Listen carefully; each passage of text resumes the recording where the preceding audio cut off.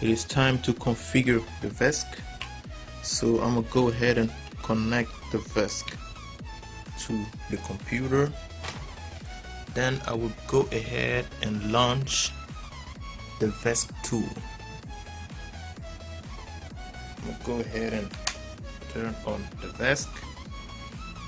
Got lights. I'm also going to go ahead and turn my remote.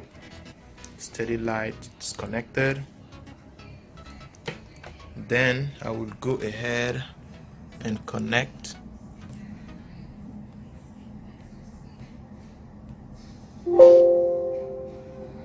alright.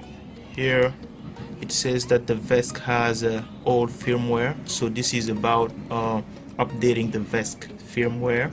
So we're gonna go ahead and close this and proceed to the Vesc update. On the left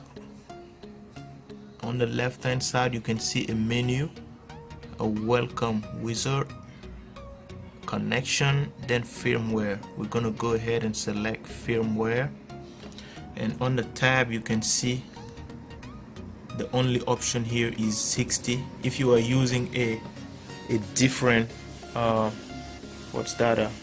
different Vesc, you will have more options to select the right version for your Vesc. So here I'm using the Vesc 6, that's why I have the option 6.0. Alright, so we're gonna go ahead and select that. Alright, and go ahead and hit the sort of download icon at the bottom right here. And once we click that, gonna give us a warning, so we want to go ahead and select yes. We want to continue, and then you can see the progress bar at the bottom right here. So the Vesc is updated. Alright, from here, when the Vesc is updated, the computer is going to automatically disconnect the Vesc, so you need to reconnect it to continue. Alright, so we can go ahead and go back on the welcome wizard and go down to connect, and you can see the new firmware version right here. So configuring the Vesc using the Vesc tool is pretty simple. It's not like the Bldc tool. This is pretty simple. They made it very simple. You can go ahead and hit motor setup. Alright, go ahead and read all of these. Next, now you go ahead and set default configuration, yes. Alright, now we want to go ahead and run FOC, so we leave it at FOC and hit next. Alright, we are about to configure current limits, so we're gonna make sure we set the right values for the current limits. Alright, so I'm using a torque ball 6374mm motor. It is rated up to 80 amps, but I'm going to go safe and put that limit to 40 amps. And this is motor current max 40 amps. Alright, so in your case you want to make sure you put a right value according to what you want, because this value also affect your torque. Alright, so the next value is motor current max brake. This is how powerful you need your brake to be. The higher this value is, the harder your brake is. I mean, not considering the negative sign. Alright, so negative 60, the brake is going to be super strong, but at negative 40, for example, you have a pretty decent braking. So I'm gonna leave it to negative 40, and anytime you can come here and go ahead and modify if you don't like it. Alright, so next is the battery current max. I'm going to go ahead and set that to 25. Make sure you check with your battery. Alright, so in the battery current max regen, this is how much amps you want to push to charge your battery when braking. I'm going to go ahead and leave that at 10 amps. negative 10 amps. All right, once we do that, we can go ahead and check everything is all right. We go ahead and hit next. Yes. All right, we want to go ahead and set up the voltage limits. Here I'm using a 10S battery pack, so I'm gonna go ahead and we only have lithium ion batteries. By default it's 12S. I'm using a 10S. I put 10 and then it will automatically generate some cutoff start and cutoff ends for the battery.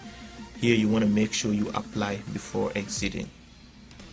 When you hit apply, you can see that these values are going to change. Alright, so it becomes 34. It means that at 34 volts your board is going to start slowing down, and at 31 volts it's going to just shut down. Alright, so we want to go ahead now and hit next. Alright, so here it's about the sensors. Here I'm using sensor wires, so I'm gonna go ahead and select sensor, whole sensors. Alright, then next. Alright, so here is the motor detection.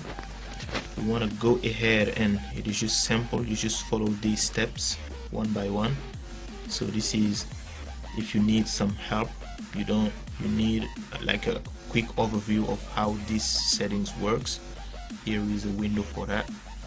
Alright, so I'm going to go ahead and hit the RL icon, hit OK, and you can see that your motor is making a weird noise.